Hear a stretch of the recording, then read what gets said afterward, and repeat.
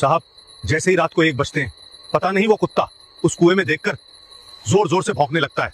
बचाओ बचाओ, मुझे बाहर निकालो। अरे बाप रे, ये क्या चीज है? ये कहानी है उस आखिरी गांव की जहां जिंदगी सिर्फ मौत के इंतजार का दूसरा नाम थी।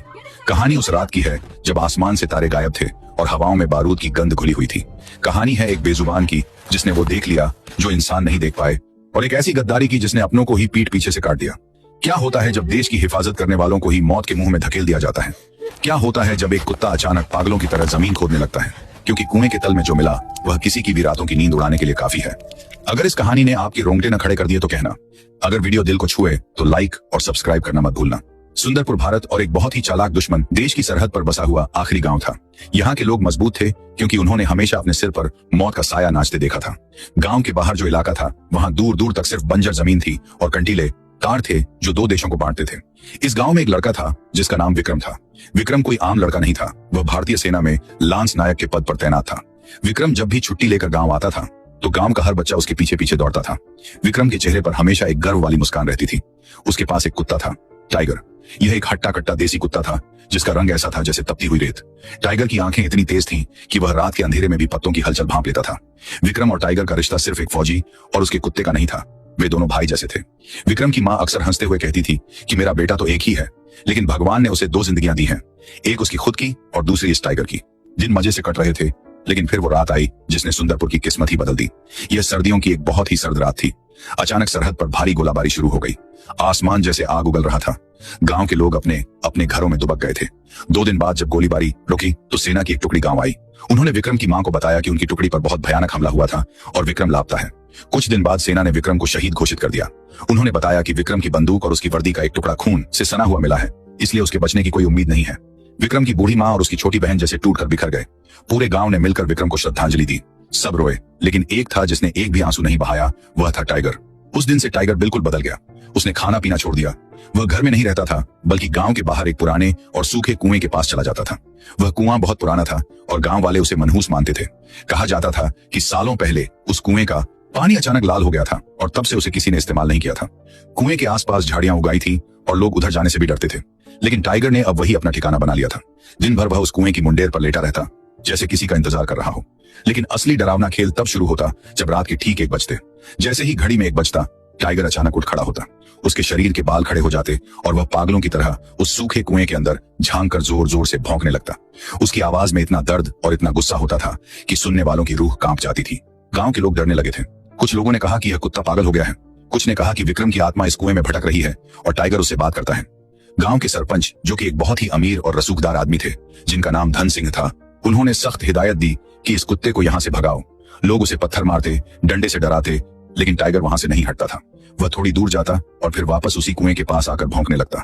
टाइगर की नजरें हमेशा उस कुएं की गहराई पर टिकी रहती थीं, जैसे वह कुछ ऐसा देख रहा हो जो इंसानी आंखों को नजर नहीं आ रहा था। कभी कभी वह कुएं के पास की मिट्टी खोदने लगता था और फिर निराश होकर और जोर से चिल्लाता था। करीब 3 महीने ऐसे ही बीत गए। एक दिन भारतीय सेना की एक नई टुकड़ी उस इलाके में गश्त के लिए आई। इस टुकड़ी का नेतृत्व मेजर अभय कर रहे थे। अभय और विक्रम दोनों एकेडमी के दिनों से बहुत पक्के दोस्त थे। जब अभय को विक्रम के शहीद होने की खबर मिली तो वह अंदर से टूट गया था। उसने खुद अपनी पोस्टिंग इसी खतरनाक इलाके में करवाई थी ताकि वह अपने दोस्त की कमी को महसूस कर सके और उसके परिवार का ध्यान रख सके। अभय एक बहुत ही शांत लेकिन बेहद तेज दिमाग वाला अफसर था। पहली ही रात जब मेजर अभय अपनी जीप में गांव का चक्कर लगा रहे थे तो उन्हें दूर से एक कुत्ते के भौंकने की आवाज सुनाई दी। यह आवाज इतनी दर्दनाक थी कि अभय ने फौरन जीप रुकवा दी। उन्होंने देखा कि गांव के बाहर उस पुराने कुएं के पास एक कुत्ता पागलों की तरह चिल्ला रहा है और जमीन खोद रहा है। अभय नीचे उतरे। जैसे ही टाइगर ने अभय की फौजी वर्दी देखी, वह एकदम से शांत हो गया। उसने अभय के फौजी जूतों को सूंघा और फिर उनकी पेंट पकड़कर उन्हें कुएं की मुंडेर की तरफ खींचने लगा। अभय को यह देखकर बहुत अजीब लगा।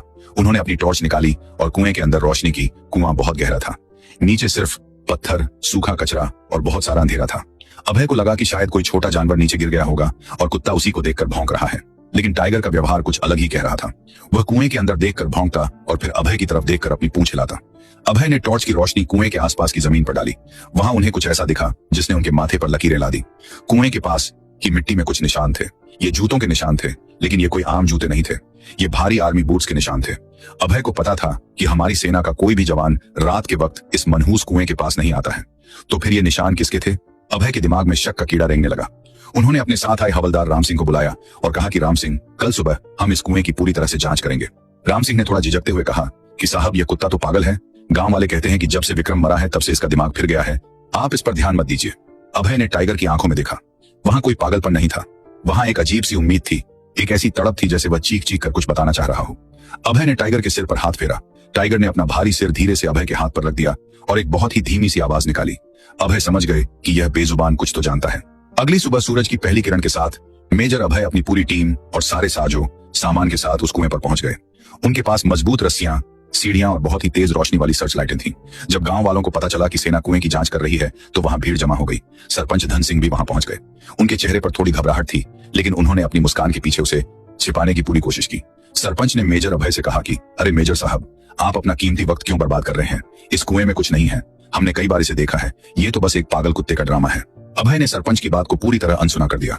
उन्होंने अपने एक बहुत ही छरहरे और फुर्तीले जवान को रस्सी के सहारे नीचे उतारने का फैसला किया। जवान ने टॉर्च ली और धीरे धीरे नीचे जाने लगा। कुआं बहुत गहरा था। करीब 50 फीट नीचे जाने के बाद जवान के पैर जमीन पर टिके। ऊपर से अभय ने रेडियो पर पूछा कि क्या स्थिति है। करीब 10 मिनट तक नीचे से कोई जवाब नहीं आया। अभय को चिंता होने लगी। फिर अचानक रेडियो पर जवान की बहुत ही घबराई हुई आवाज आई, साहब, आप जल्दी नीचे आ जाइए, यहाँ नीचे कुछ बहुत ही भयानक है। अभय ने फौरन रस्सी पकड़ी और खुद नीचे उतरने लगे। जैसे जैसे वे नीचे जा रहे थे, कुएं की ठंडक और बदबू बढ़ती जा रही थी। जब अभय नीचे पहुंचे तो जवान ने अपनी टॉर्च एक दीवार की तरफ कर रखी थी। अभय ने देखा कि कुएं की वह दीवार पूरी तरह से पत्थरों की नहीं बनी थी। वहां एक हिस्से में लकड़ी के बड़े बड़े तख्ते लगे हुए थे। तख्तों पर बहुत ही सफाई से मिट्टी का लेप लगाया गया था ताकि वह बिल्कुल कुएं की दीवार जैसा दिखे। अभय ने अपनी कुल्हाड़ी निकाली और उस तख्ते पर जोर से वार किया। तख्ता टूट गया और उसके पीछे से जो दिखा उसने अभय की सांसें रोक दी। वहां एक बहुत ही लंबी और पक्की सुरंग थी। सुरंग के अंदर हल्के लाल रंग के छोटे छोटे बल्ब जल रहे थे और बिजली के तार बिछे हुए थे। यह कोई आम सुरंग नहीं थी। अभय समझ गए कि यह सुरंग सीधी दुश्मन देश की सीमा की तरफ जा रही है। उन्होंने तुरंत अपने जवानों को नीचे बुलाया और सबको अपनी बंदूकें तैयार रखने का आदेश दिया। वे सब बहुत ही सावधानी से उस सुरंग के अंदर घुसे। सुरंग में हवा बहुत कम थी और एक अजीब सी सड़ान आ रही थी। करीब 200 मीटर अंदर चलने के बाद सुरंग थोड़ी चौड़ी हो गई और वह एक बड़े से तहखाने में बदल गई। उस तहखाने का नजारा देखकर अभय के रोंगटे खड़े हो गए। वहां एक बहुत बड़ी मेज रखी थी जिस पर बड़े बड़े नक्शे फैले हुए थे। एक तरफ हाई फ्रीक्वेंसी वाले रेडियो सेट रखे थे और दूसरी तरफ भारी मात्रा में बारूद और हथियार रखे थे। अभय ने नक्शों को ध्यान से देखा। उन नक्शों पर हमारी सेना के हथियारों के गोदामों, पानी के टैंकों और रसद सप्लाई करने वाले रास्तों पर लाल रंग से निशान लगाए गए थे। यह बिल्कुल साफ था कि यहाँ बैठकर कोई बहुत ही खतरनाक साजिश रच रहा था। यह एक बहुत बड़ा स्लीपर सेल था जो देश की जड़ों को खोखला कर रहा था। अभी अभय इन नक्शों को देख ही रहे थे कि तभी उन्हें एक बहुत ही धीमी सी आवाज सुनाई दी। यह आवाज तहखाने के एक अंधेरे कोने से आ रही थी, जैसे कोई दर्द से कराह रहा हो या किसी चीज को खुरच रहा हो। अभय ने अपने जवानों को इशारा किया और वे सब उस कोने की तरफ बढ़े। वहां एक छोटा सा लोहे का दरवाजा था जो बाहर से बंद था। अभय ने ताला तोड़ा और दरवाजा खोला। अंदर जो था उसे देखकर अभय के हाथ से टॉर्च छूटकर गिर गई। वहां एक आदमी जमीन पर पड़ा था। उसके हाथ और पैर भारी जंजीरों से बंधे हुए थे। उसके कपड़े पूरी तरह से फट चुके थे। बाल और दाढ़ी बहुत बढ़ गई थी और उसके शरीर पर कोड़ों से मारे जाने के गहरे निशान थे। वह आदमी बहुत ही कमजोर हो चुका था। जब अभय ने उस आदमी का चेहरा देखा तो उनकी चीख निकल गई। विक्रम। वह आदमी कोई और नहीं बल्कि लांस नायक विक्रम था, जिसे 3 महीने पहले शहीद मान लिया गया था। विक्रम जिंदा था, लेकिन उसे यहाँ नर्क जैसी जिंदगी दी जा रही थी। विक्रम ने जब बहुत मुश्किल से अपनी आंखें खोली और सामने अपने दोस्त अभय को फौजी वर्दी में देखा तो उसकी आंखों से आंसू बहने लगे। उसने कांपते हुए होंठों से कहा कि अभय, मुझे पता था कि टाइगर किसी न किसी को जरूर लाएगा। विक्रम की आवाज इतनी कमजोर थी कि अभय को उसके मुंह के पास कान ले जाना पड़ा। अभय ने रोते हुए विक्रम को गले लगा लिया और फौरन उसकी जंजीरें काटने का आदेश दिया। विक्रम ने थोड़ा पानी पिया और फिर जो राज उसने खोला उसने सबको हिलाकर रख दिया। विक्रम ने बताया कि 3 महीने पहले उस रात कोई हमला नहीं हुआ था, बल्कि उसे गश्त के दौरान कुछ लोगों ने धोखे से पीछे से वार करके बेहोश कर दिया था और वे लोग दुश्मन के सैनिक नहीं थे बल्कि वे अपने ही गांव के लोग थे। विक्रम ने बताया कि इस पूरे जासूसी नेटवर्क और हथियारों की तस्करी का मास्टरमाइंड कोई और नहीं बल्कि गांव का सरपंच धन सिंह था। धन सिंह पैसों के लालच में देश का सौदा कर रहा था। विक्रम को इस सुरंग के बारे में पता चल गया था, इसलिए धन सिंह ने विक्रम को रास्ते से हटाने का प्लान बनाया। उसने विक्रम को मरा हुआ घोषित करवा दिया और उसे यहाँ इस तहखाने में कैद कर दिया ताकि वह विक्रम से सेना की खुफिया जानकारी उगलवा सके। लेकिन विक्रम ने एक सच्चा फौजी होने के नाते अपना मुंह नहीं खोला और 3 महीने तक ये जुल्म सहता रहा। विक्रम ने अभय का हाथ बहुत जोर से पकड़ा और कहा कि अभय, हमारे पास बिल्कुल वक्त नहीं है। आज रात को दुश्मन देश के करीब 100 खतरनाक आतंकी इसी सुरंग के रास्ते भारत में घुसने वाले हैं। वे लोग हमारे सबसे बड़े मिलिट्री बेस को उड़ाने की तैयारी में हैं। धन सिंह उन्हें यहाँ से रास्ता दिखाने वाला है। अभय ने तुरंत अपनी घड़ी देखी। रात के 11 बजने वाले थे। अभय का खून खौलने लगा। उसने फौरन अपने वायरलेस सेट पर हेडक्वार्टर को संपर्क किया। पूरी सेना में हाई अलर्ट जारी कर दिया गया। उधर गांव में सरपंच धन सिंह को शक हो गया था कि सेना को कुएं के नीचे कुछ मिल गया है। वह अपना सामान पैक करके भागने की फिराक में था, लेकिन जैसे ही वह अपने घर से बाहर निकला, सामने मेजर अभय और उनकी टीम खड़ी थी। धन सिंह ने भागने की कोशिश की, लेकिन तभी वहां टाइगर आ गया। टाइगर ने धन सिंह पर ऐसी छलांग लगाई कि वह सीधा जमीन पर जा गिरा। टाइगर ने धन सिंह की गर्दन के पास अपने दांत गड़ा दिए। धन सिंह डर के मारे चीखने लगा। पुलिस ने उसे हथकड़ी पहना दी। रात के ठीक 1 बजे जब दुश्मन के आतंकी उस सुरंग के रास्ते आगे बढ़ रहे थे, तो उन्हें अंदाजा भी नहीं था कि भारतीय सेना उनका इंतजार कर रही है। जैसे ही वे सुरंग के मुहाने पर पहुंचे, चारों तरफ से भारतीय जवानों ने उन पर फायरिंग शुरू कर दी। वह रात सुंदरपुर गांव के लिए एक ऐतिहासिक रात बन गई। सभी आतंकियों को ढेर कर दिया गया और जो बचे उन्हें पकड़ लिया गया। अगली सुबह जब विक्रम को स्ट्रेचर पर कुएं से बाहर निकाला गया, तो पूरा गांव वहां मौजूद था।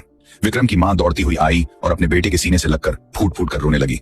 गांव वाले जो कल तक टाइगर को पागल कह रहे थे, आज वे शर्मिंदगी से नजरें झुकाए खड़े थे। विक्रम ने बहुत ही कमजोर आवाज में टाइगर को पुकारा। टाइगर दौड़ता हुआ आया और विक्रम के चेहरे को चाटने लगा। विक्रम ने टाइगर को चूम लिया। कुछ हफ्तों बाद जब विक्रम पूरी तरह से ठीक हो गया, तो सेना के मुख्यालय में एक बहुत बड़ा सम्मान समारोह आयोजित किया गया। विक्रम को उसकी बहादुरी और देश के प्रति उसकी निष्ठा के लिए राष्ट्रपति द्वारा शौर्य चक्र से सम्मानित किया गया।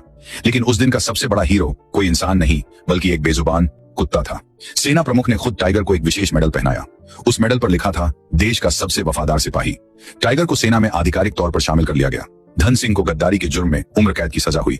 वह सूखा कुआं जो कभी मौत और मनहूसियत का प्रतीक था, आज वह गांव वालों के लिए एक मंदिर बन गया है।